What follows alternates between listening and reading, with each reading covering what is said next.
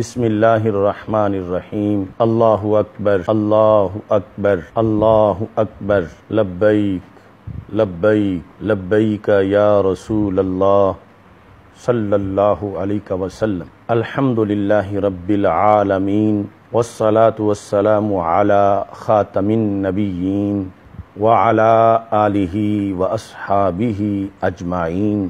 رب ذوالجلال کے فضل اور توفیق سے ناظرین، آج یہ مناظرہ کا چیلنج قبول کرنے کے بعد یہ ہمارا چھٹا پارٹ ہے، جس میں نہایت اہم گفتگو انشاءاللہ اس وقت کی جائے گی۔ پانچواں جو پارٹ ہے اس کے اندر پھر دو حصے تھے، اور مجھے بڑی امید تھی کہ اگر جو دوسرا حصہ ہے جس میں حوالہ جات اور دلائل کی حیثیت کو بیان کیا، امید تھی کہ اگر وہ عادل مزاج ہو کر سوچیں گے تو انشاءاللہ ضرور انہیں موضوع کی سمجھ آ جائے گی۔ آج اس لحاظ سے میں پر امید ہوں کہ وہ میری مکمل گفتگو جو دلائل کے لحاظ سے تقریباً پون گھنٹہ میں نے کی، وہ اس میں سے کسی بھی دلیل کا رد نہیں کر سکے۔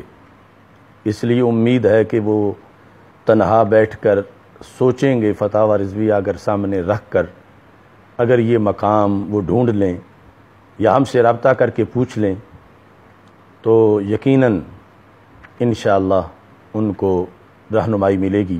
صرف ایک بات پر انہوں نے اعتراض کیا، کانا خلقہ القرآن، حالانکہ یہ ہم نے وضاحت کے لیے ذکر کیا، اور اگر انہوں نے علامہ عطا محمد بندیالوی رحمہ اللہ تعالی سے بیضاوی شریف پڑھی ہوتی تو انہیں پتہ ہوتا کہ خلق کے لحاظ سے جو سیدہ عائشہ صدیقہ رضی اللہ تعالی عنہا کا فرمان ہے، اس میں کتنی جامعیت ہے، اور کس لحاظ سے ہمارے آقا صلی اللہ علیہ وسلم کے خمیر اور ضمیر جبلت اور طبیعت کے اندر ہی رب ذوالجلال نے پورے قرآن پر عمل کرنا اور اس کی تعلیمات شامل فرمائی تھیں۔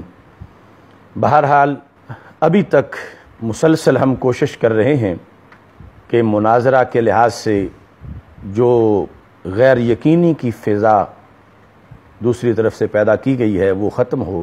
اس میں اتنی پیش رفت ہو چکی ہے آج کے ان کے کلپ میں کہ انہوں نے یہ تسلیم کر لیا ہے کہ مناظرہ لائیو پوری دنیا کو دکھایا جائے، یعنی جو منتظمین اندر کیمرے لگائیں گے وہی نیٹ پر باہر دکھایا جائے گا، لائیو چلایا جائے گا۔ لیکن ابھی تک وہ اس بات پر بضد ہیں کہ 40 علماء محدثین کی کیا ضرورت ہے۔ حالانکہ علماء محدثین 40 ہوں تو اس میں برکت بڑھے گی، فساد تو ان علماء محدثین نے بزرگ عمر رسیدہ لوگ ہوں گے، اہل علم ہوں گے، تو کیسے یہ سوچا جا رہا ہے کہ، بلکہ میں تو یہ سمجھ رہا ہوں کہ یہ بار بار جنگ جدل اور فساد کا لفظ بول کے خود ایجنسیوں کو متوجہ کر رہے ہیں کہ یہ کیا ہونے جا رہا ہے فیصل آباد میں۔ تو ایجنسیاں، ادارے یہ ذہن میں رکھیں کہ یہ سید المرسلین حضرت محمد مصطفیٰ صلی اللہ علیہ وسلم کی نبوت پر ایک بڑا تحقیقی مناظرہ ہونا ہے، جس میں جنگ جدل فساد یا جھگڑے کا دور تک کوئی نام و نشانی نہیں۔ انشاءاللہ بڑی محبت اور پیار کے ساتھ یہ گفتگو مکمل ہونی ہے۔ ابھی مولانا محمد سعید احمد اسعد کو اکابرین سوچنے پہ مجبور کریں گے کہ کیوں آپ اتنے خائف ہیں کہ اپنے ہی دارالعلوم پر ضد کر رہے ہیں۔ میں اگر یعنی جو حق کی بات ہے مناظرہ کے اندر اظہار للصواب، اس کی خاطر اب میں لاہور سے فیصل آباد جا رہا ہوں، تو آپ تھوڑا سا اپنے دارالعلوم سے نکل کر جو ہم جگہ بتا رہے ہیں اس جگہ پہ آپ تشریف لے آئیں جامعہ رضویہ کے اندر، اور اگر وہاں آپ کو کوئی خطرہ محسوس ہوتا ہے تو پھر کوئی تیسری جگہ جو فریقین کے لیے جس پر اعتماد کیا جائے تو وہ تیسری جگہ بھی ہو سکتی ہے۔ بہرحال یہ باقی ہے کہ وہ جگہ کون سی ہوگی، اور ساتھ یہ ہے کہ ڈیٹ کے لحاظ سے ابھی تک شکوک و شبہات باقی ہیں، چونکہ بزرگ شخصیات کے لحاظ سے وہ کہہ رہے ہیں جو وہ حکم دیں گے تو پھر تبدیل ہو جائے گا، 27 تک یہ ابھی مزید انہوں نے لٹکایا ہوا ہے۔ بہرحال میں تو ایک بار پھر مولانا محمد سعید احمد اسعد سے یہ کہنا چاہتا ہوں کہ مجھے آپ سے مناظرہ کا شوق نہیں۔ آپ جن اکابرین کا نام لے رہے ہیں، آپ ان کے سامنے اپنے آپ کو پیش کر دیں، اپنا موقف ان کے سامنے رکھیں، اور وہ جو آپ کی تصحیح کریں آپ اسے قبول کریں، اور اگر دوسری جانب ہو کہ وہ بھی آپ کی تصدیق کریں تو یہ بھی تو واضح ہو جائے گا کہ آپ کا موقف جو ہے وہ ان دو بزرگوں نے مان لیا ہے یا اس کی تصدیق کر دی ہے۔ تو یہ ہمارے لحاظ سے جو آپ کو تشویش ہے کہ یہ ہو جائے گا وہ ہو جائے گا یا اتنے دن ابھی انتظار آپ کریں، تو اس لحاظ سے یعنی آپ کے لیے سارے توہمات جو ہیں وہ ختم ہو جائیں گے، اور جو آپ کے فالوورز گھٹیا زبان مناظرے کی وجہ سے استعمال کر رہے ہیں کہ ہم نے ناموس مصطفیٰ، نبوت مصطفیٰ صلی اللہ علیہ وسلم کے لحاظ سے یہ چیلنج کیوں قبول کیا، تو ان کی تشویش بھی ختم ہو جائے گی، اور یہ پوری ملت کا مسئلہ ہے۔ تمام علماء و مشائخ اگرچہ وہ آج بول رہے ہوں یا نہ بول رہے ہوں، میں ان کی نمائندگی کر رہا ہوں، میں 14 صدیوں کے مسلمانوں کی نمائندگی کر رہا ہوں، اور اس پر میں مسلسل دلائل بھی دوں گا۔ اور جو کل ہم نے دلائل دیے ہیں، اگرچہ ابھی آپ کی طرف سے یعنی اعلان اعتماد نہیں ہوا، لیکن انشاءاللہ مجھے امید ہے کہ وہ کافی اثر انداز ہوں گے۔ آج جو آپ کی گفتگو جس انداز میں آپ نے کی ہے، اور پھر کچھ حوالہ جات ذکر کر دی ہے، مجھے تو یہ محسوس ہو رہا ہے کہ مناظرے سے پہلے ہی ساری دلیلیں ختم نہ ہو جائیں آپ کی، اور وہ گھنٹے کا ٹائم بھی سمٹ کے 5 منٹ پر نہ آ جائے۔ لیکن یہ ایک لحاظ سے اچھا ہے کہ آپ اپنی دلائل پیش کر کے مجھے آزمانا چاہتے ہیں کہ مناظرے سے پہلے ہی مجھے پتہ چل جائے کہ یہ کیا کیا کریں گے۔ تو ہم نے جو ہے اللہ کے فضل سے بہت سے حوالہ جات آپ کے لیے تیار کر رکھے ہیں، اور ضمناً آپ کو پیش بھی کرتے ہیں تاکہ آپ کو اندازہ ہو کہ موضوع کتنا اہم ہے، اور اس پر اکابر ائمہ اسلاف نے قرآن و سنت کی روشنی میں کتنے جامع فیصلے رقم کیے ہیں۔ آپ اس لحاظ سے تو اپنے فالورز کو سمجھا دیں کہ وہ جب آپ کہتے ہیں میرے بارے میں کہ میں نے تو آپ کو مناظرے کا چیلنج کیا ہی نہیں تھا، بار بار کتنی بار آپ کہہ رہے ہیں، تو میں پھر بھی آپ کو نہیں چھوڑ رہا، تو انہیں سمجھاؤ کہ اگر انہوں نے مناظرہ نہ کرنا ہوتا تو پھر میں نے تو کہہ رہا ہوں کہ میں نے تمہیں چیلنج ہی نہیں کیا، تو یہ فوراً ہٹ جاتے پیچھے کہ لوگوں مجھے تو چیلنج نہیں تھا لہذا میں دستبردار ہوں، اب وہ جانیں، دوسرے علماء جانیں۔ تو میں جس وقت کہہ رہا ہوں کہ میں انشاءاللہ آخری حد تک جاؤں گا اور مسئلہ حل کر کے چھوڑوں گا، تو لہٰذا آپ بھی اور آپ کے فالورز بھی اعتماد رکھیں کہ انشاءاللہ مناظرہ ہوگا، اور ہر صورت میں جس طریقے سے بھی ہمیں یہ مسئلہ حل کرنا پڑا، آپ کی ہر دلیل کو رد کر کے ہم یہ حل کریں گے، اگرچہ ہمیں کسی طریقے سے ان دلائل کو رد کرنا پڑا۔ آپ ہمارے سامنے بیٹھے، اول تو یہی ہماری ترجیح ہے، اور انشاءاللہ مناظرہ ہوگا، لیکن اگر یہ کسی طرح رکاوٹوں کی نظر ہو گیا، اس میں کوئی ایسی چیز لائی گئی، تو آپ کی کسی دلیل کو بھی ہم نہیں چھوڑیں گے، اور ہر دلیل کا رد کر کے آپ کے سامنے پیش کریں گے کہ اب اس کا جواب دو۔ اور جب آپ بالکل چپ ہو جائیں گے تو پھر ہم چھوڑیں گے، آپ یقین کر لیں گے، آپ مان جائیں گے، یا جو صورتحال بھی سامنے آئے گی یہ انشاءاللہ ضرور ہوگا اس سلسلہ میں۔ آپ تو کہتے ہیں کہ میں نے گالی گروپ کو مناظرہ کا چیلنج دیا تھا، جلالی گروپ کو چیلنج میں نے نہیں کیا، گالی گروپ کو۔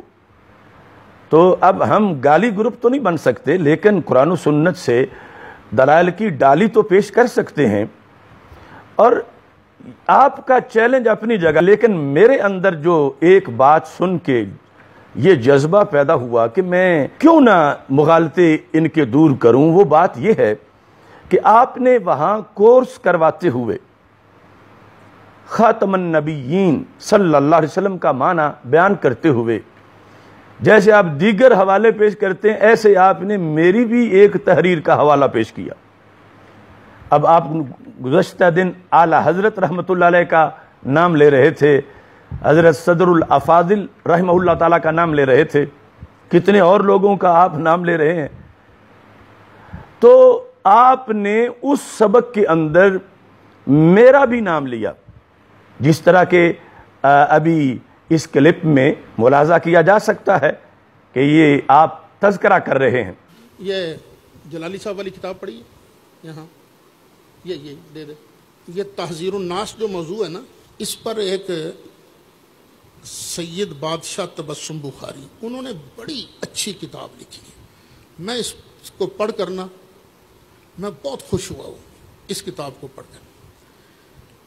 اس پر ابتدائیہ ہے کنز العلماء متکلم الاسلام حضرت علامہ ڈاکٹر محمد اشرف آصف جلالی، بانی ادارہ صراط مستقیم پاکستان۔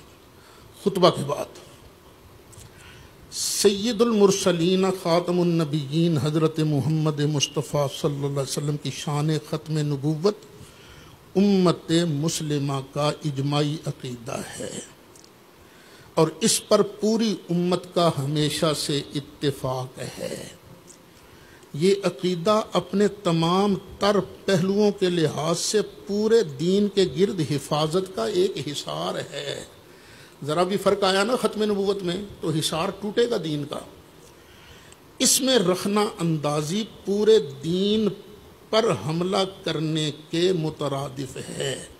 آگے جو لفظ سننے والے ہیں تمہارے، جس طرح ختم نبوت اجماعی عقیدہ ہے، ایسے ہی اس کے اس معنی پر بھی اجماع ہے کہ حضرت محمد مصطفیٰ صلی اللہ علیہ وسلم زمانے کے لحاظ سے آخری نبی ہیں۔ نبی کریم علیہ السلام زمانہ کے لحاظ سے آخری نبی ہیں۔ اس کتاب کا جو ختم نبوت اور تحذیر الناس حضرت سید بادشاہ تبسم بخاری نے لکھی، اور اس پر بندہ ناچیز نے تقریض لکھی۔ آپ نے یہی کتاب اپنے شاگردوں کو دکھائی۔ بندہ ناچیز کی تحریر کے سے پہلے نام لیا، سب کچھ القاب ذکر کیے، اور پھر یعنی یہ ظاہر کرنے کے لیے کہ میرا نظریہ بھی آپ والا ہے، آپ نے یہ لفظ پڑھے کہ جس طرح ختم نبوت اجماعی عقیدہ ہے، ایسے ہی اس کے معنی پر بھی اجماع ہے کہ حضرت محمد مصطفیٰ صلی اللہ علیہ وسلم زمانے کے لحاظ سے آخری نبی ہیں، اور آپ صلی اللہ علیہ وسلم کے بعد کوئی نبی پیدا نہیں ہو سکتا، آخری نبی ہیں۔ اس پر آپ نے زور دیا۔ اب میں نے سوچا کہ باقی تو جتنے لوگوں کے انہوں نے حوالے دیے وہ ہیں عالم برزخ میں، وہ تو اب بولیں گے نہیں، وہ ان کی روحیں ضرور ان کو کوسیں گی کہ ہمارے ذمے کیا لگا رہے ہیں، ہم نے کس کے رد میں لکھا، یہ کس حقیقت کو رد کرنے کے لیے ہمارے لفظ استعمال کر رہے ہیں، ہم نے مرزا قادیانی کے خلاف لکھا، اور یہ بار بار ان لفظوں کو موڑ کے یہ بتائے بغیر کہ یہ کس کے خلاف لکھے گئے ہیں، یہ وہ جو مسلمانوں کا عقیدہ ہے رسول اکرم صلی اللہ علیہ وسلم کی اولیت اور اول الانبیاء علیہ السلام کے لحاظ سے، اس کو بار بار جو ہے وہ رد کرنے کے لیے ان اماموں کے لفظ استعمال کرتے ہیں، کبھی صدر الافاضل کا نام لیتے ہیں، کبھی اعلی حضرت کا نام لیتے ہیں۔ تو میں نے کہا کم از کم میں جو زندہ ہوں، میرا یہ دعویٰ ہے کہ اعلی حضرت عظیم البرکت کے جو لفظ تم جہاں جہاں سے پڑھتے ہو، میں وہ ابھی پیش بھی کروں گا کہ وہاں بات کیا چل رہی ہے، کہ اعلی حضرت رحمت اللہ علیہ کا 100 میں سے 1% بھی یہ خیال نہیں تھا کہ ان لفظوں میں اس چیز کو رد کروں کہ رسول اکرم صلی اللہ علیہ وسلم پیدائشی نبی نہیں ہیں، اور انہیں اگر کوئی پیدائشی نبی مانے تو ختم نبوت کا انکار ہو جاتا ہے۔ 100 میں سے 1% بھی ان کا یہ خیال نہیں تھا۔ ان کی دیگر عبارات اس پہ دلالت کرتی ہیں، اور ایسے ہی دیگر اکابر ہیں۔ اور اس پر میرے پاس دلیل یہ ہے کہ میں جو زندہ بیٹھا ہوں، آپ نے میری عبارت جو لوگوں کے سامنے پیش کی، تو میں تو اس عبارت میں قاسم نانوتوی کا رد کر رہا تھا کہ وہ اس نے جو معنی کیا خاتم النبیین کا اصلی نبی، لہٰذا اگر کوئی آپ کے بعد بھی نبی آ جائے تو خاتمیت محمدی میں یعنی بالفرض کا لفظ بول کے اس نے کہا کوئی فرق نہیں آئے گا۔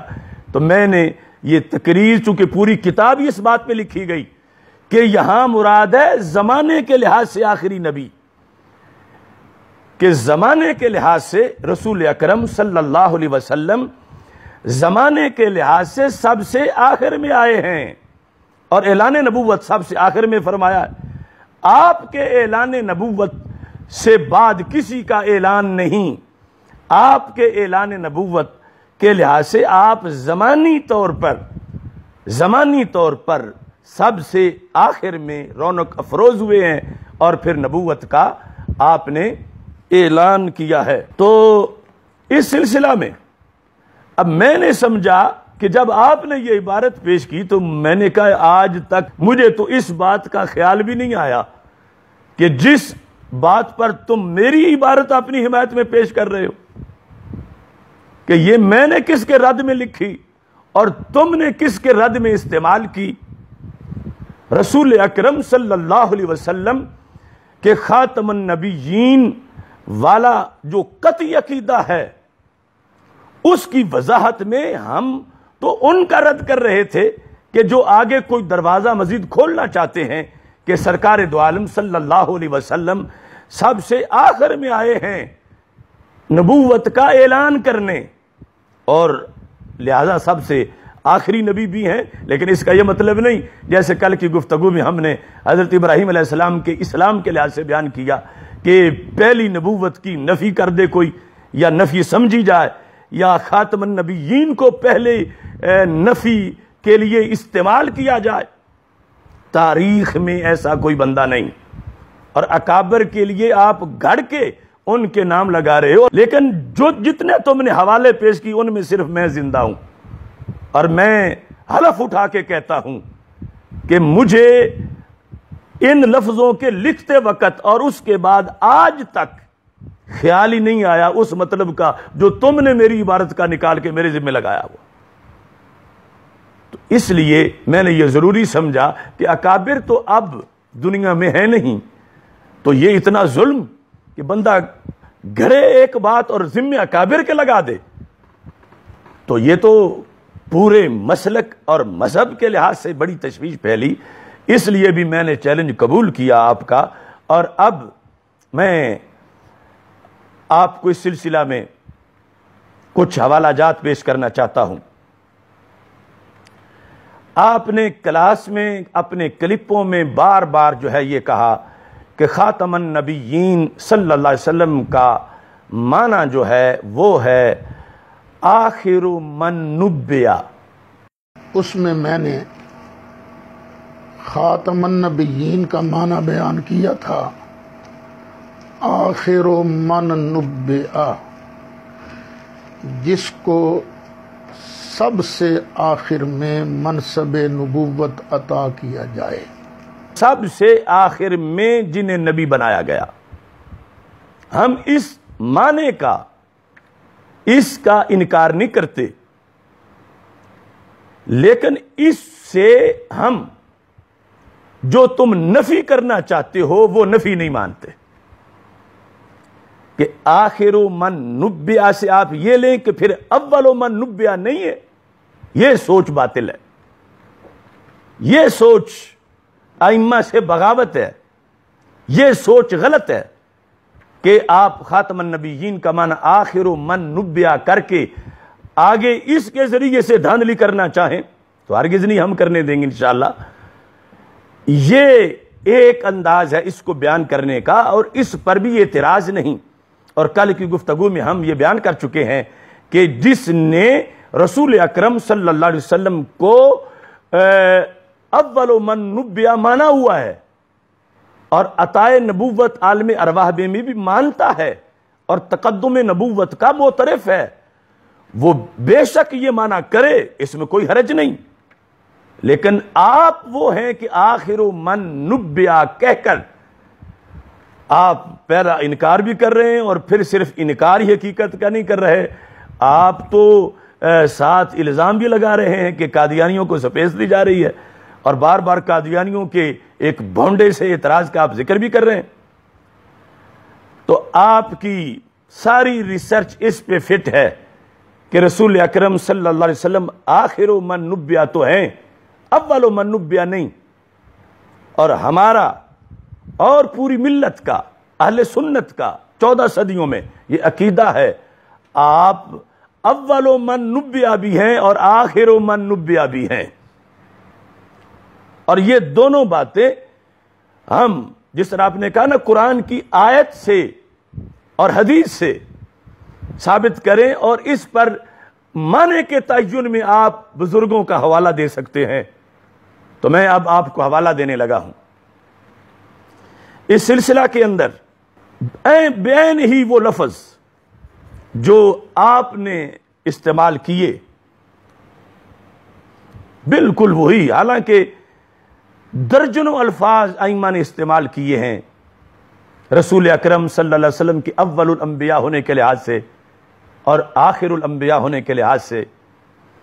میں ایک حدیث پڑھ رہا ہوں کہ رسول اکرم صلی اللہ علیہ وسلم معراج کی رات جب نبیوں کے اجتماع میں آپ نے تاریخی خطاب فرمایا، تو اس کے اندر آپ نے اس چیز کا ذکر کیا کہ رب ذوالجلال نے حدیث اسراء کی وضاحت کے اندر یہ بات لکھی گئی محققین کی طرف سے کہ اللہ نے ہمارے آقا علیہ الصلوۃ والسلام کو یہ فرمایا، ایک تو سرکار نے فرمایا الحمدللہ الذی جعلنی فاتحا و خاتمہ، جس طرح ابن کثیر میں ہے دیگر کتابوں میں کہ ساری تعریفیں اس خدا کی ہیں جس خدا نے مجھے فاتح بھی بنایا ہے اور خاتم بھی بنایا، اور دوسری طرف سرکار فرماتا ہے کہ رب نے مجھے فرمایا جعلتو کا فاتحا و خاتمہ، کہ میں نے آپ کو فاتح بھی بنایا اور خاتم بھی بنایا۔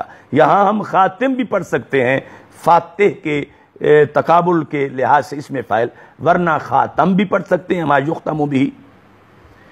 اب اس کی تشریح ائمہ نے کیا کی؟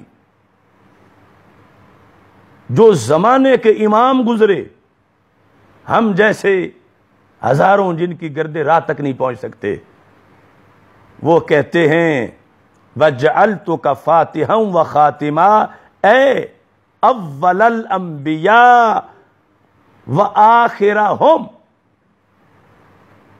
کہ فاتحا و خاتمہ کا مطلب کیا ہے کہ ہم نے اے محبوب آپ کو اول الانبیاء بھی بنایا اور آخر الانبیاء بھی بنایا۔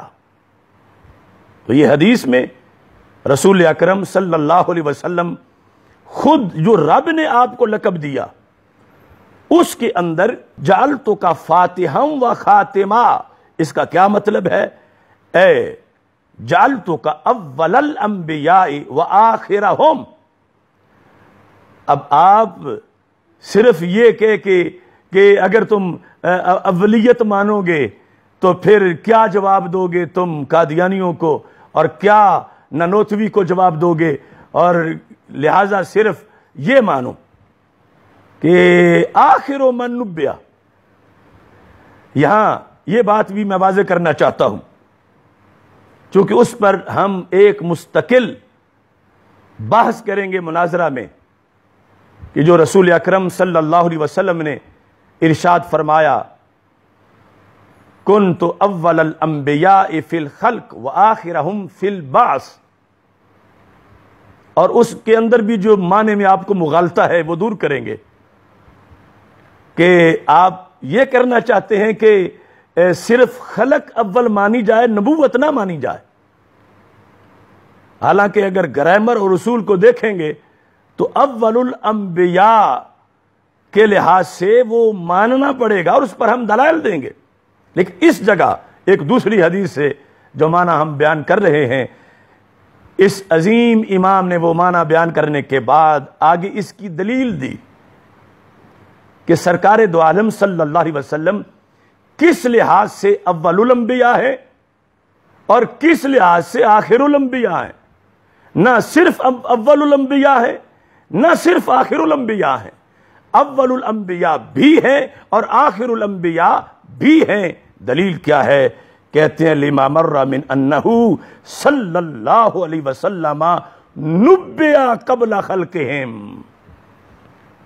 کہ آپ اس لیے اول الانبیاء ہیں اور فاتح ہیں کہ آپ نبئ، آپ کو نبوت دی گئی. کب؟ قبل خلقہم، سارے نبیوں کی تخلیق سے پہلے، سارے نبیوں کی تخلیق سے پہلے. اب جہاں یہ عقیدہ ہے آخر من نبئ، تو وہاں یہ عقیدہ بھی اول من نبئ. اور یہ آپ کو سکرین پر وہ کتاب کی عبارت نظر آ رہی ہے، اس کے اندر واضح طور پر یہ لکھا ہوا ہے. میں نے عبارت پڑھی ہے، آپ دیکھ رہے ہیں نبئ، نائب فاعل نبئ. ہمارے آقا علیہ السلام کو نبی بنایا گیا، نبی بنایا گیا. کب؟ قبل خلقہم، تمام انبیاء کرام علیہ السلام کی تخلیق سے پہلے. تو اس بنیاد پر آپ کیا ہے؟ اول الانبیاء.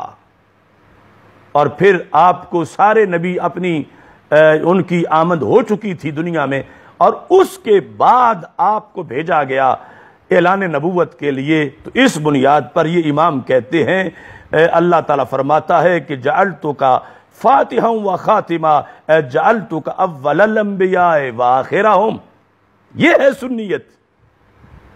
اس امام کے مرتبے کا کوئی پیش کرو بحث میں، یوں ختم نبوت کے معنی کے پیچھے کب تک تم چھپو گے؟ وہ تو قطعی عقیدہ ہے. وہ بزرگ مرزا قادیانی کے خلاف لکھتے رہے اور تم سرکار کی شان کے مقابلے میں پیش کر رہے ہو.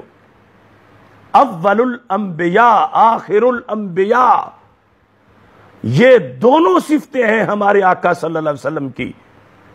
اور خاتم النبیین کے مفہوم کو واضح کرنے کے لیے اس میں لفظ آپ کو دکھا رہا ہوں جس پر آپ کو بڑا گھمنڈ ہے کہ خاتم النبیین کا معنی ہے آخر من نبئ، لہذا اول من نبئ نہیں ہو سکتا.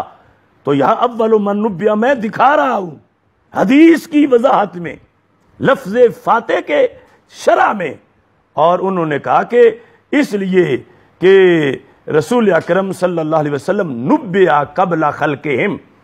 تو اب آپ ان اماموں پہ اعتراض کریں گے کہ اگر تم نے پہلے نبوت مان لی تو پھر قادیانیوں کو کیا جواب دو گے کہ آدم علیہ السلام بھی تو بعد میں آئے، نوح علیہ السلام بھی بعد میں آئے، تو اگر وہ کانا دجال بھی بعد میں آ رہے تو کیا فرق ہے؟ تو یہ جس بیس پر تم یہ اعتراض اٹھائے ہوئے ہو وہ تو پھر تم سارے اماموں پر کر رہے ہو، سارے اماموں کے لحاظ سے کہ وہ سپیس دے گئے ہیں، حالانکہ سپیس انہوں نے نہیں دی اور نہ کوئی مل سکتی ہے.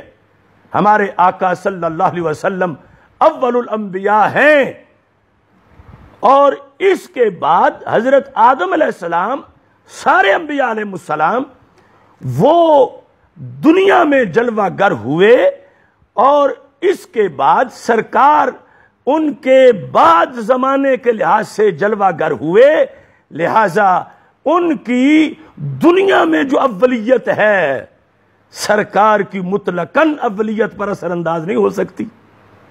یہ ائمہ نے وضاحت کی. تم کہاں کے بھولے ہوئے ہو کہ یہ قادیانی یہ کہہ دیں گے؟ کیا حیثیت ان ملعونوں کی؟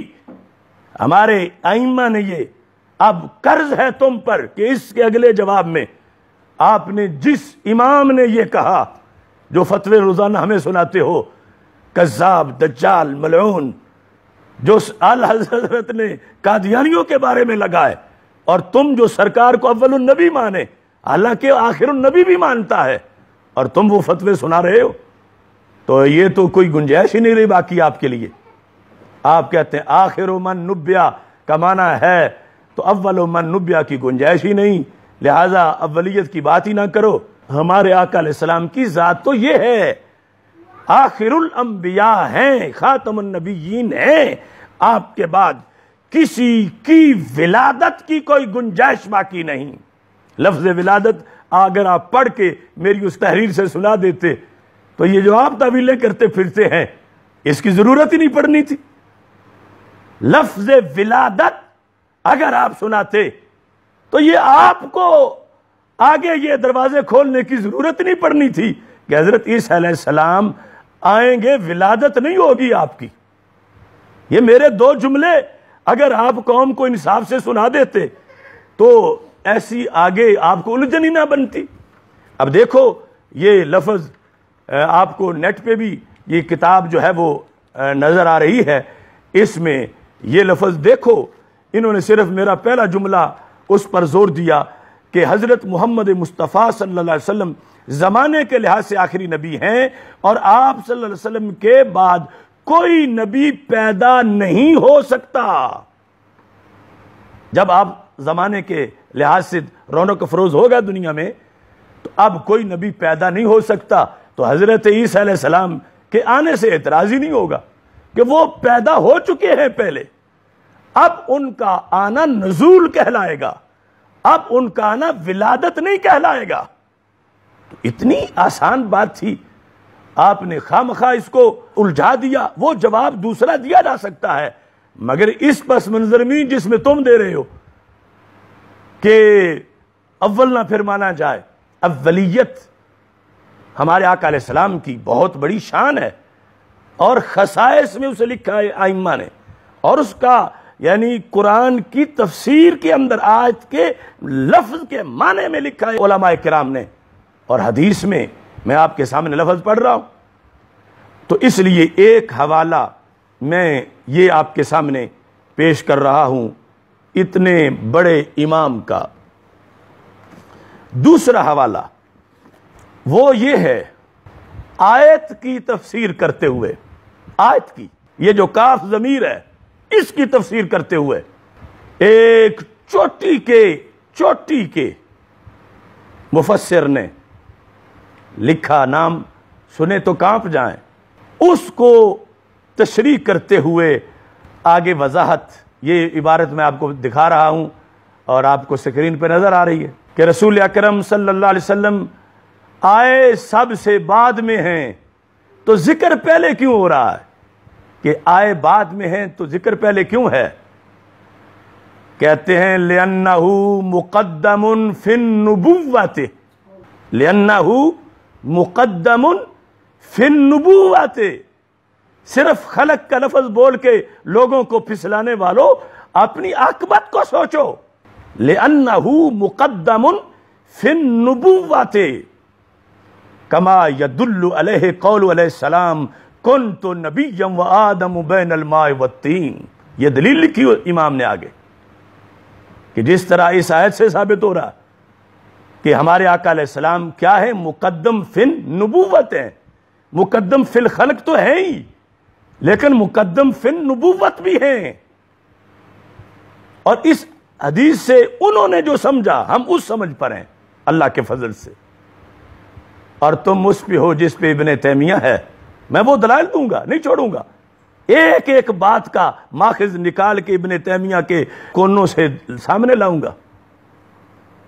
اب دیکھو تمام اکابرین جو اس مسئلے کو واچ کر رہے ہیں، یہ دیکھو کیسی دھاندلی کی جا رہی ہے، اور وہ سرکار کی شانوں کے لحاظ میرے آقا علیہ السلام کے خصائص میں سے جو اتنی بڑی شان ہے اس کے انکار کے لیے چیلنج کیے گئے، اور ہم چپ رہتے تو کیا بنتا آگے؟ اور اس کو دلیلیں بنایا جا رہا ہے، اور آگے یعنی چھوٹے چھوٹے لوگوں نے زبانیں کھولی ہوئی ہیں۔ تو ہمارے آقا صلی اللہ علیہ وسلم قرآن کی آیت سے، اماموں کی تشریح سے میں یہ ثابت کر رہا ہوں لِأَنَّهُ مُقَدَّمٌ فِي النُّبُوَّةِ۔ تو اب آپ ان کے خلاف بھی بولیں گے کہ اگر مقدم فی النبوت ان کو مانو گے تو پھر باقی جو ہیں وہ نبوت سرکار کو ملنے کے بعد تو اگر کسی کو ملے تو بندہ کافر ہو جاتا ہے، تو لکھنے والوں کو کافر کہو گے؟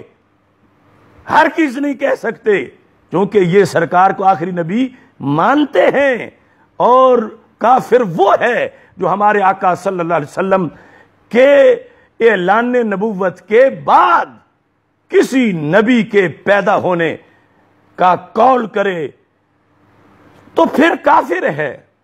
تو اب یہ لفظ واضح آپ سکرین پہ بار بار دیکھیں، وَلِأَنَّهُ مُقَدَّمٌ فِي النُّبُوَّةِ، اماموں نے کہا۔ اب اس کے ساتھ ایک اور حوالہ بھی پیش کرنا چاہتا ہوں، میں نے مناظرے کے لیے بھی کافی اور رکھے ہوئے ہیں، یہ فری میں پیش کر رہا ہوں۔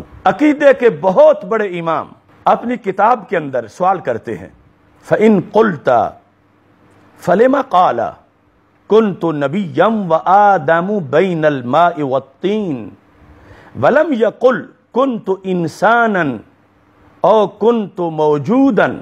یہ سکرین پہ آپ کو عبارت نظر آ رہی ہے کہ ہمارے آقا صلی اللہ علیہ وسلم کا یہ جو فرمان ہے جس پہ آج یہ جھگڑا ڈال کے ہم سے بیٹھ گئے ہیں، انہوں نے سوال کیا کہ ہمارے آقا علیہ السلام نے یہ کیوں فرمایا کنت نبیًا، یہ کیوں نہیں فرمایا کنت انسانا، کنت انسانا وآدم بین الماء والطین، یا فرماتے کنت موجودا وآدم بین الماء والطین۔ حکمت دیکھو سرکار کی، علم دیکھو میرے محبوب علیہ السلام کا، یعنی سرکار کو پتا تھا جھگڑا ہونا ہے اور ایسا کہا جانا ہے، یعنی وہ لفظ انسان یا موجود صرف اولیت پر دلالت کرے گا تخلیق کے لحاظ سے، تو محبوب نے فرمایا میں نے وہ بولنا ہے کہ جو میری نبوت کی اولیت پر بھی دلالت کرے۔ کنت انسانن کا مطلب وہ بنتا جو آئیے لے رہے ہیں، کنت موجودن کا مطلب وہ بنتا جو بڑے بخل کے ساتھ تھوڑا تھوڑا یہ لے رہے ہیں، لیکن شان ہمارے آقا علیہ السلام کی اس سے وراء الورا ہے، تو اس بنیاد پر وہ جواب دیتے ہیں امام، فالجواب انما خص النبوۃ بالذکر دون غیرہا، کہ ہمارے آقا صلی اللہ علیہ وسلم نے خصوصی طور پر نبوت کا ذکر کیا، کنت نبیًا، یہ خصوصی طور پر اس لیے فرمایا اشارتاً الی انہ اعطی النبوۃ قبل جمیع الانبیاء، کہ ہمارے آقا صلی اللہ علیہ وسلم کو نبوت عطا کی گئی تمام انبیاء کرام علیہ السلام سے پہلے۔ عطا کا لفظ ہے اعطیہ، ذرا کچھ عربی کتابیں بھی دیکھ لیں، اعطیہ اعطیہ، یہ ہے عطا جس سے تم فرار کرتے ہو کہ عطا نبوت جو ہے وہ نبیہ، اس پر جا کر تم بول رہے ہو۔ عطا پہلے ماننا سب سے پہلے، یہ سرکار کی نیت تھی کنت نبیًا کہنے میں، اور تم کہاں پھسل رہے ہو؟ اور دیکھو پھر سرکار کی شانوں کے لحاظ سے اگر دوسرے فرقے والے ڈنڈی ماریں تو تم کہتے ہم ڈنڈا ماریں گے، اور اگر تم ڈنڈی مارو تو پھر اب کیا کرنا چاہیے؟ اور ناظرین دیکھو یہ ڈنڈی نہیں تو اور کیا ہے، یہ کہاں سے معنی کھینچ کے لے آئے، کون اس کا بانی ہے، 14 صدیوں میں کون سا امام اس کو بیان کرنے والا ہے کہ جس کے لحاظ سے انہوں نے فساد اور انتشار کی بنیاد رکھی ہوئی ہے۔ اب میرے جو میں پیش کر رہا ہوں اگلے کلپ میں یہ جواب چاہوں گا تاکہ مناظرے سے پہلے بھی مناظرہ ہو جائے اور لوگوں کو پتہ چلے کہ ہونا آگے کیا ہے۔ عطا کے لفظ پہ بڑا جھگڑا تھا، عطا کا اور نبیہ پر میں نے دونوں اپنے سینکڑوں حوالہ جات سے تمہیں گفٹ کر رہا ہوں، اس لیے نہیں کہ تمہاری تذلیل ہو، اس لیے کہ تم ہدایت پاؤ اور اللہ مجھے اجر عطا فرمائے۔ اب یہ پڑھو عبارت نیٹ پر، یہ سامنے دے دی ہے، چھپائی نہیں ہم نے، یہ پڑھ لو، سوال بھی فَإِن قُلْتَ لکھا ہے، جواب بھی لکھا ہے، اور یہ تو سرکار کے لفظ کے اندر لطف تھا اگر ہم جیسوں پہ چھوڑا گیا ہوتا تو آج کتنے ہیلے بہانے کیے جاتے. سرکار نے فرمایا ہے, اماموں نے پڑھ کے سنایا ہے, وضاحت کر دی ہے. تمہارا کون امام ہے کہ جو تم معنی مراد لیتے ہو؟ سرکار صلی اللہ علیہ وسلم کی اولیت کے لحاظ سے سرکار کی حدیث کے اندر جو تم اپنی رائے رکھتے ہو, کہاں ہے اس کا اوریجن اور مبدا؟ کس امام نے اس کو بیان کیا؟ اس کی حمایت نہ لغت کرتی ہے, نہ صرف, نہ نحو, نہ اصول تفسیر, نہ اصول فقہ, جو تم معنی اس کا بتانا چاہتے ہو, اور اس کی وجہ سے جو ہے وہ لوگوں کو پھسلانے کی معاذ اللہ کوشش کر رہے. اب یہاں آج میں نے 3 حوالے آپ کے سپرد کیے, تذلیل کے لیے نہیں, تبیین کے لیے. اب قسمت آپ کی ہے, ہم تو اتنے کر سکتے ہیں, اور ہدایت من جانب اللہ ہے, شفا من جانب اللہ ہے. تو ہم نے تو چراغ روشن کیا. اب اس لحاظ سے ساتھ, اب جس طرح میں نے کہا نا کہ آپ بزرگوں کے کھاتے میں ڈال رہے ہیں, بڑی عجیب بات ہے کہ آپ حضرت شیخ عبدالحق محدث دہلوی رحمہ اللہ تعالی کے لحاظ سے ترجمہ لوگوں کو سنا رہے ہیں. تو کاش آپ ان کی اشعاء پڑھ بھی لیتے کہ انہوں نے اس مقام پر بھی لکھا کیا ہے. اور اس پر حضرت شاہ عبدالحق محدث دہلوی نے فرمایا, اگر صرف علم الہی مراد ہو تو ہر شے اللہ کے علم میں تھی اور ہے. وجہ تخصیص بھی کچھ ہے. یہ میں ان کی پوری عبارت نہیں, ان کی بات کا خلاصہ بیان کر رہا ہوں. تو انہوں نے کہا یہاں سے متا وجبت لکن نبوہ کا معنی یہ ہے کہ آقا آپ کی نبوت کے لیے نامزدگی کب ہوئی, اور میں یہ معنی زیادہ پسند کرتا ہوں. کیوں حق چھپاتے ہو؟ کیا جواب دو گے قیامت کے دن تاجدار ختم نبوت صلی اللہ علیہ وسلم کو؟ کیا تمہیں اگلی لائن نظر نہیں آئی؟ یا انہی شیخ کی مدارج النبوہ تمہیں نظر نہیں آئی؟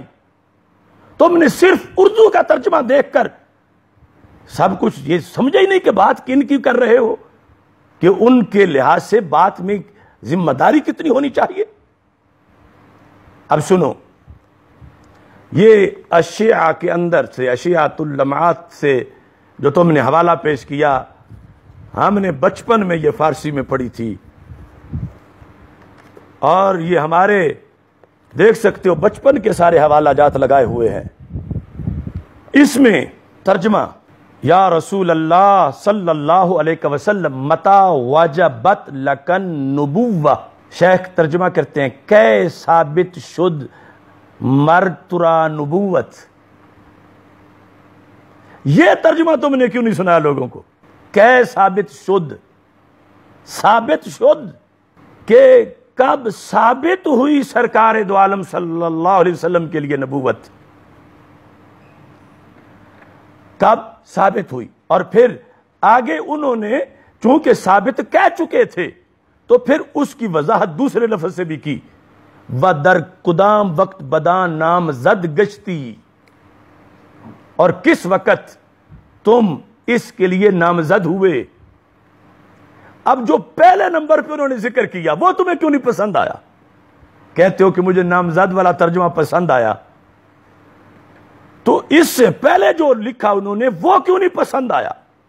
بلکہ ہر مصنف کا بعد والا جملہ پہلے کے لیے ناسخ ہوتا ہے, تو بعد میں تو انہوں نے یہ لکھا ہی نہیں نامزد والا. بعد میں کیا ہے, یعنی اس کا ترجمہ متا وجبت لکن نبوہ میں تو ضمناً ترجمے کی تشریح میں نامزد کا لفظ لکھا, اور آگے جو سرکار دو عالم صلی اللہ علیہ وسلم کا جواب ہے وَآدَمُ بَيْنَ الرُّوحِ وَالْجَسَدِ, تو اس کا ترجمہ یہ نہیں کیا کہ سرکار نے فرمایا کہ مجھے اس وقت رب نے نامزد کیا نبوت کے لیے جب حضرت آدم علیہ السلام روح جسد کے درمیان تھے.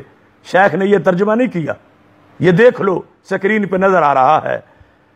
گفت حضرت صلی اللہ علیہ وسلم ثابت شد مرا نبوت وحال کے آدم میانے روح و جسد بود. اسے کیا کہیں؟ سنیوں دیکھو کہ ایک بار ترجمے میں ضمناً ایک چیز انہوں نے ذکر کی اور پھر اسی وقت اس کو چھوڑ دیا اور یہ کہتے مجھے یہ پسند آیا ہے.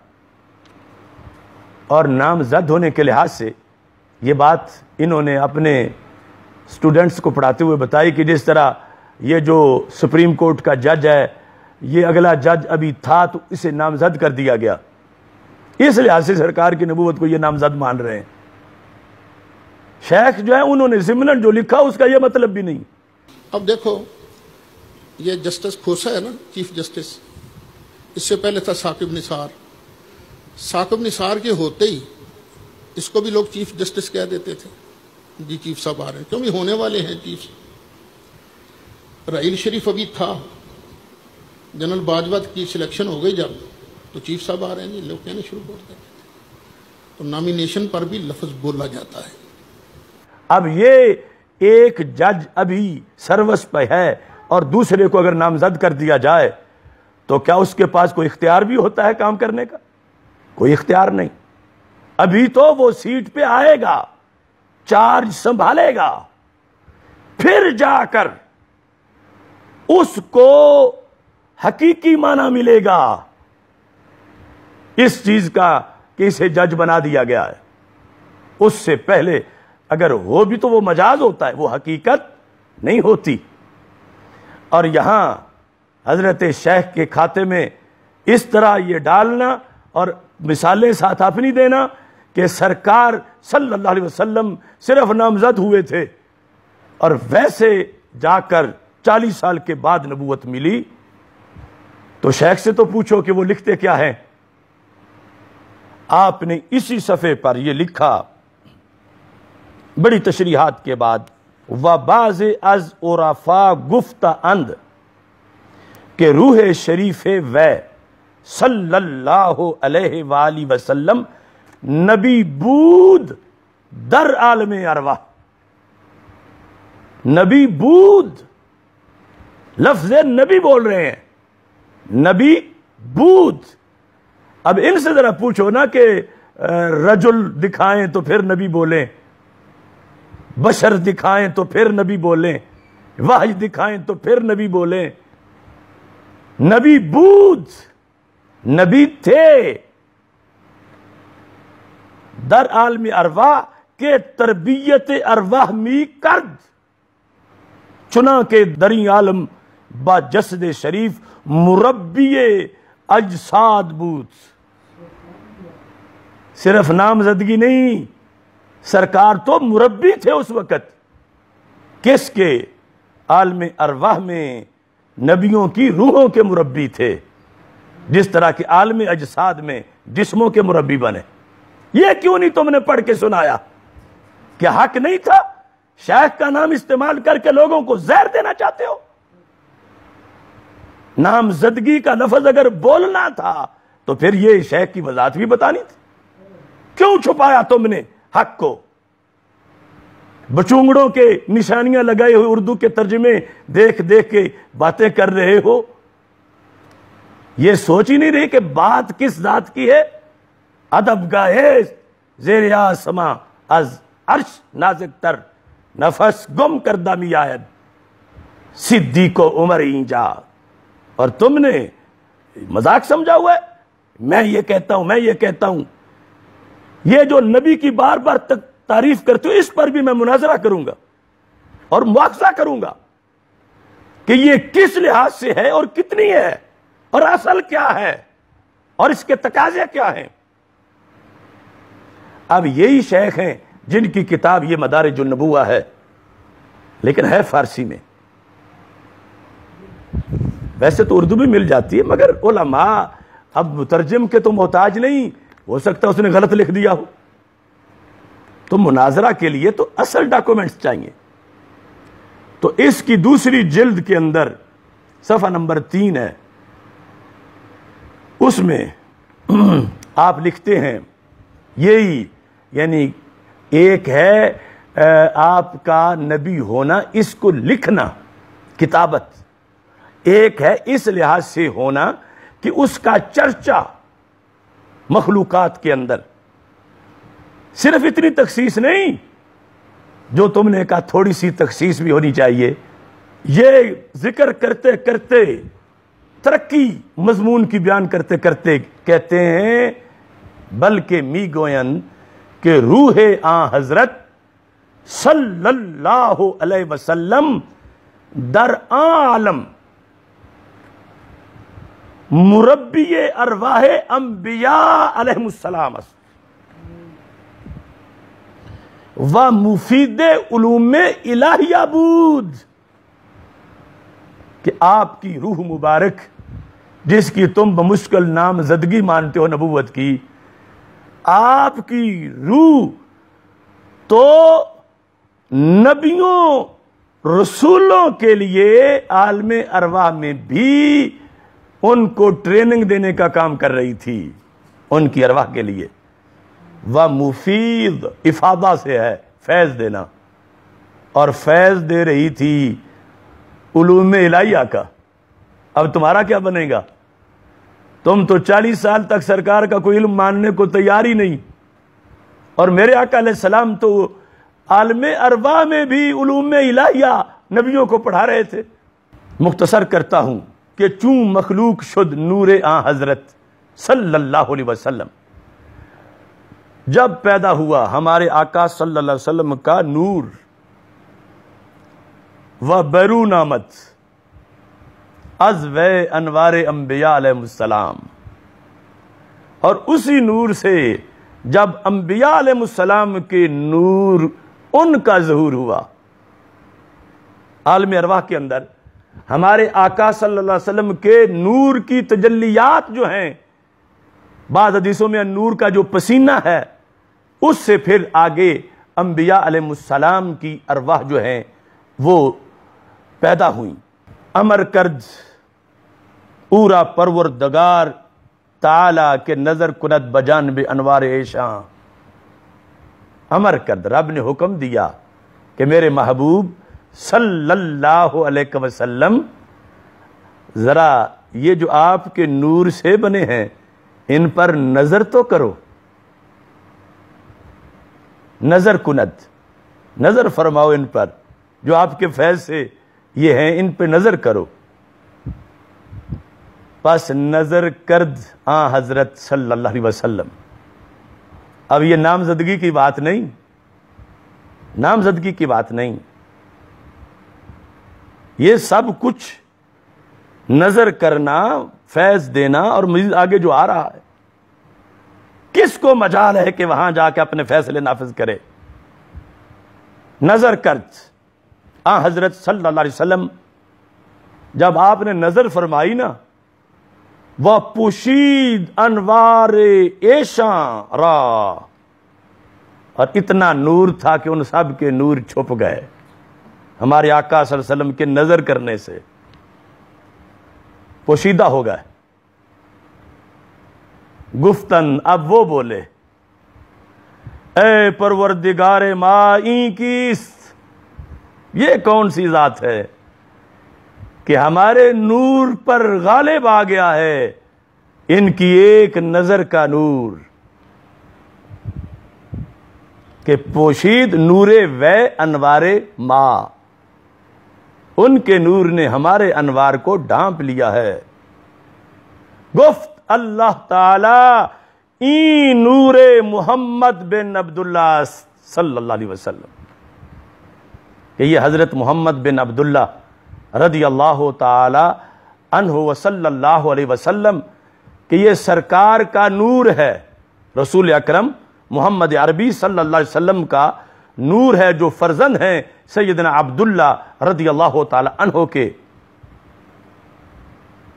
اب اگلی بات سنو، اگر ایمان آرید بوائے می گردانم شمارا انبیاء، اگر ان پہ ایمان لاؤ گے تب تمہیں نبی بناؤں گا. ختم نبوت کا معنی سمجھو. تو اب وہ بولے، گفتن ایمان آوردیم یا رب بوے، رب ہم ایمان لے آئے، ان پر ہم ایمان لے آئے۔ کس حیثیت سے؟ صرف اس میں کہ یہ سب سے پہلے ان کا نور پیدا ہوا، صرف اس پہ ایمان لائے؟ نہیں، شیخ لکھتے ہیں ان کا جملہ یہ تھا، ایمان آوردیم یا رب وے و بنبوت وے، ہم ایمان لائے ان پر اور ان کی نبوت پر۔ کیا تم بھٹک رہے ہو؟ کیا پھسل رہے ہو؟ یہ کیوں نہیں آپ نے تکلیف کی کہ شیخ کا نام لینا ہے؟ تو انہوں نے جو سیرت کی کتاب لکھی ہے سرکار دو عالم صلی اللہ علیہ وسلم کی، اور اتنا ایمان تازہ ہو رہا ہے ان کے بیان سے، اور تم نے ان کے ذمہ کیا چیز ڈالی ہوئی ہے؟ اور ایک لفظ جو انہوں نے بول کے چھوڑ دیا، اور پھر ان کے ہاں اس کا نامعلوم کیا مطلب تھا، یہاں بھی آپ نے بلکہ سے ترقی کر کے اگلی چیز بیان کی۔ تم نے کیوں نہیں بیان کی؟ اس شان سے تمہیں کیا ہے پرابلم؟ جو حضرت شیخ عبدالحق مجلس دہلوی نے تو بیان کی، اور آپ نے ان کے کھاتے میں نامزدگی ڈال کے اور پھر جو باقی سب کچھ سمیٹ دیا۔ تو اس بنیاد پر ناظرین دیکھیں، یہ مسئلہ ہے شان مصطفیٰ صلی اللہ علیہ وسلم کا، اور یہ بھی قانون سن لیں کہ اگر کوئی کہے کہ میں نے تو اتنے مناظرے جیتے ہیں، میں نے اتنی شانیں بیان کی ہیں، تو سرکار کی کوئی کروڑ ہا شانیں بیان کر کے ایک شان کے لحاظ سے بھی تنقیص کرے گا تو پھر سب پہ پانی پھر سکتا ہے۔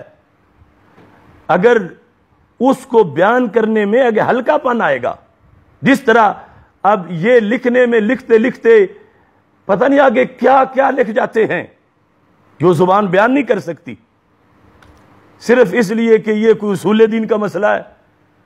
ارے سرکار کی توہین تو اس پہلو میں بھی کہ سرکار کی سنت کی کوئی اس کو ہلکا کر کے بیان کرے تو کفر ہو جاتا ہے۔ تو تم یہی دیکھتے رہو گے کہ یہ کوئی دین کا اصل ہے، یہ کوئی فرض تھی چیز کہ جس کی توہین ہوئی اور یہ فتویٰ لگا دیا گیا یہ تو سنت تھی۔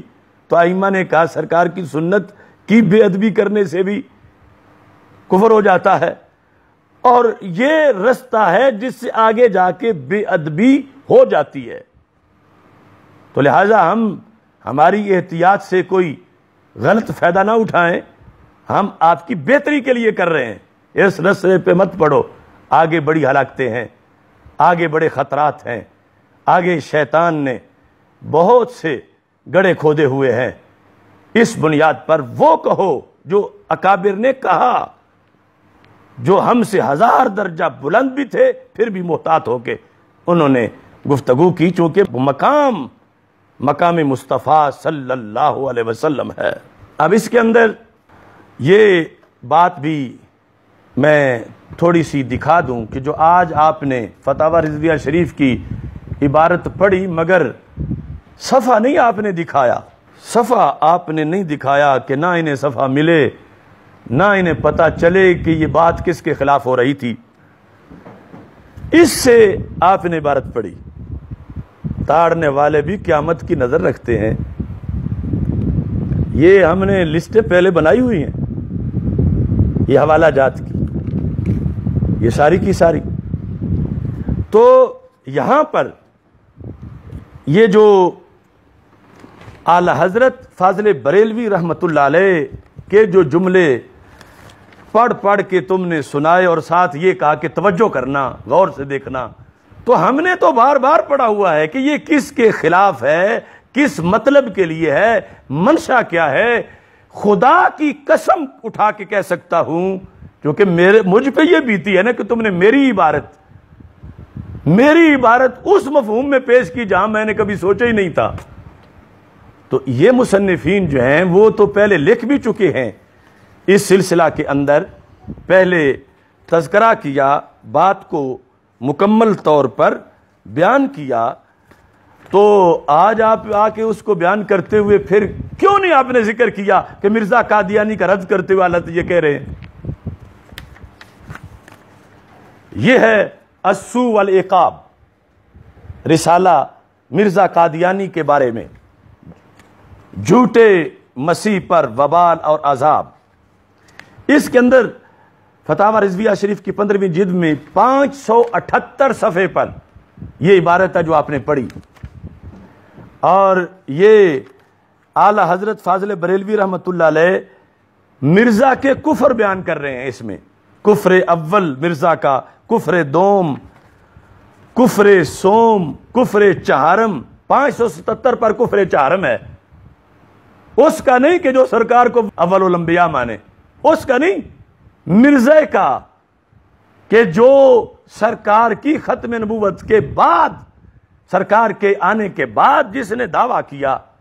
اب یہ لفظ ایک ایک لفظ نیزہ تھا ملعون قادیانی کے لیے، اور تم نے ائمہ اہل سنت کے خلاف پڑھنا شروع کر دیا۔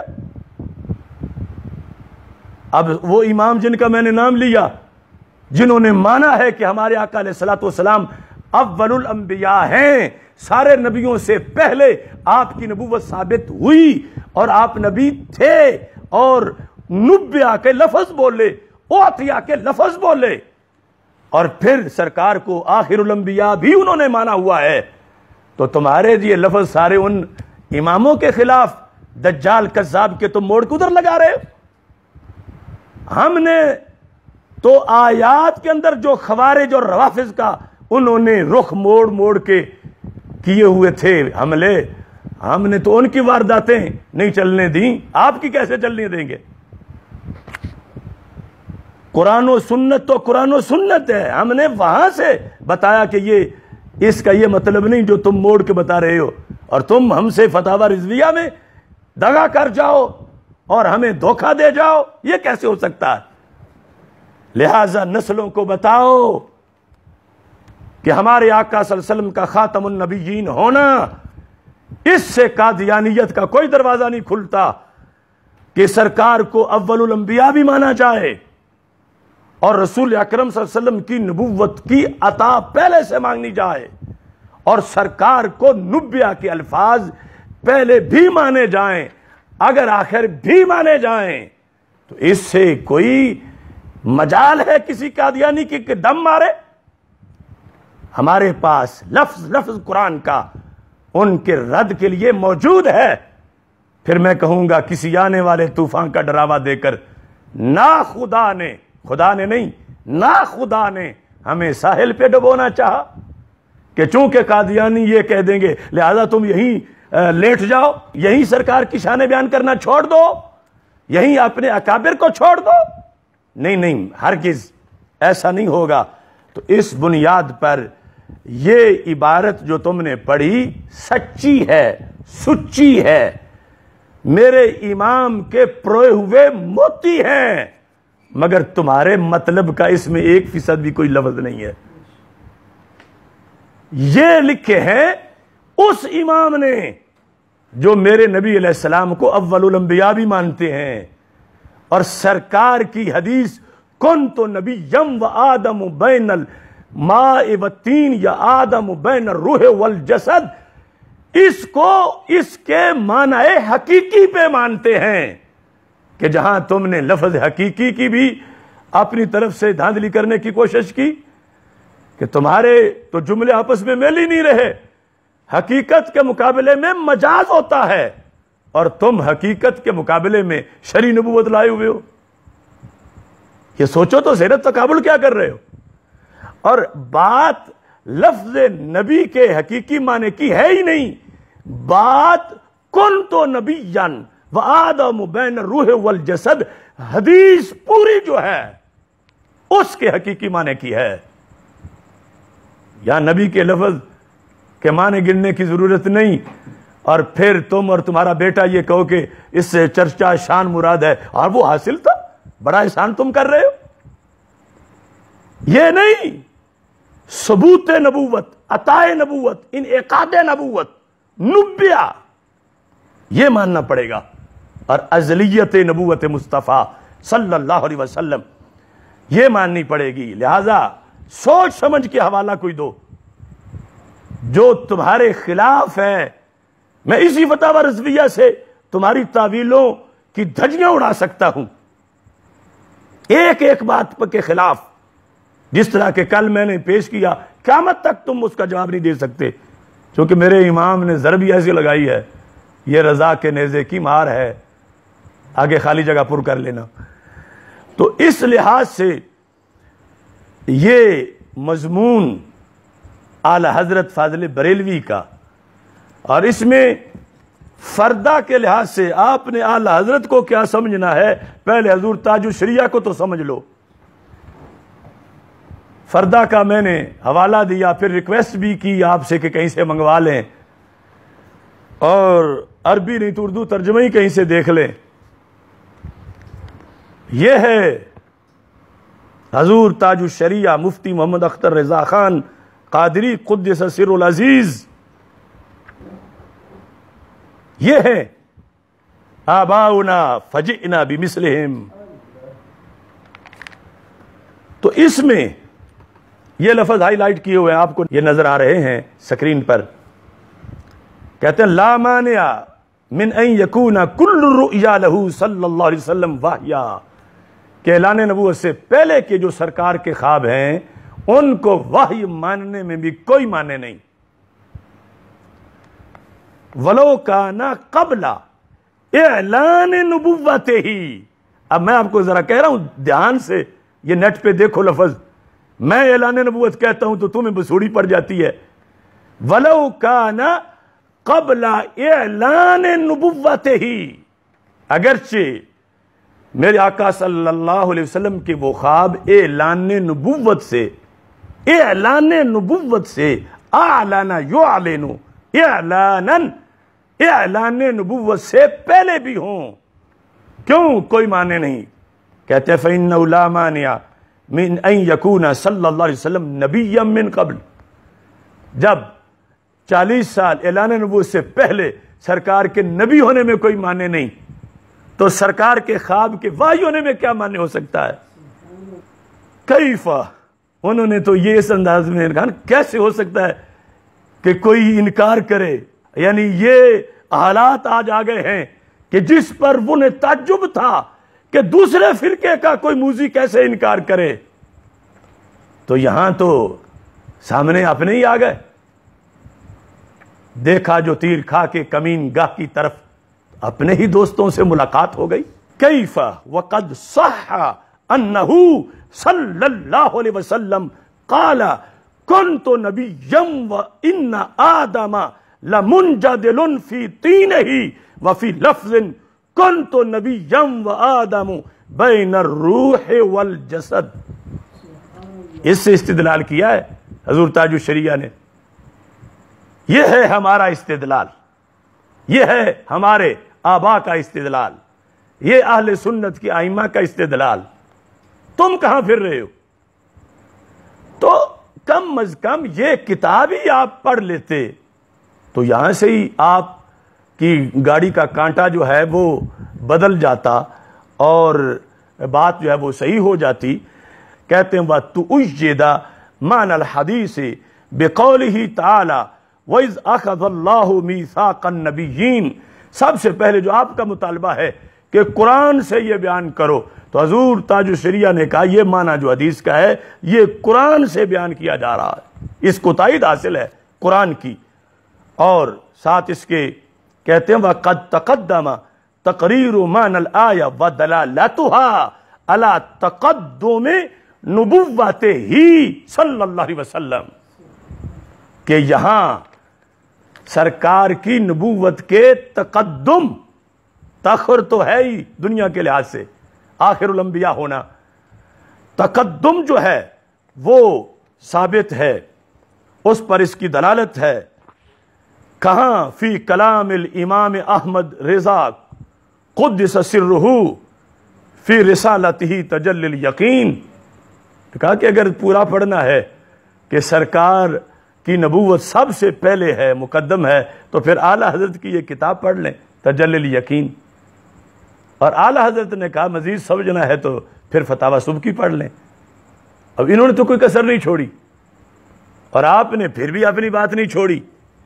تو اس بنیاد پر یہ انتہائی اہم گفتگو آپ کے سپرد ہے۔